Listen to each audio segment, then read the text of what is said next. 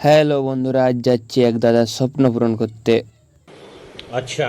বাড়ির থেকে বেরোতে বেরোতে অনেকটাই দেরি হয়ে গেছে, আর এদিকে দাদাগুলো নতুন নতুন মাদুর নিয়ে যাচ্ছে। তারপর এখানে এসে দেখি পুরো পুকুর হয়ে আছে। তারপর গোডাউনে গিয়ে যন্ত্রপাতি নিয়ে নিচে চলে আসলাম। গাড়িতে সবকিছু দিয়ে দাদার জন্য অপেক্ষা করলাম, কারণ দাদা এখনো আসেনি। দাদা আসতে আমরা বেরিয়ে পড়লাম, কারণ আমাদেরকে যেতে হবে অনেকটা দূরে এই জঙ্গলের রাস্তা দিয়ে। আমরা চলে এসেছি সেই দাদার বাড়িতে, আর আমাদেরকে দুটো বাথরুমে টাইলস লাগাতে হবে। তারপর জামা প্যান্ট চেঞ্জ করে এই রাবিশগুলো এক জায়গাতে জড়ো করে ফেলে দিলাম। তারপর আমরা টাইলস লাগানোর কাজ শুরু করে দিই।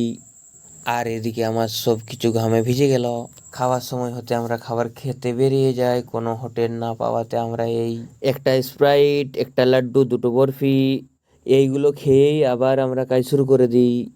বিকেলে ঝড় উঠে আর আমি ঠান্ডা ঠান্ডা হাওয়া অনুভব করি। ঝড় ওঠাতে কারেন্ট চলে যায়, তারপর আমরা বাড়ি চলে আসি। হ্যালো বন্ধুরা, আজ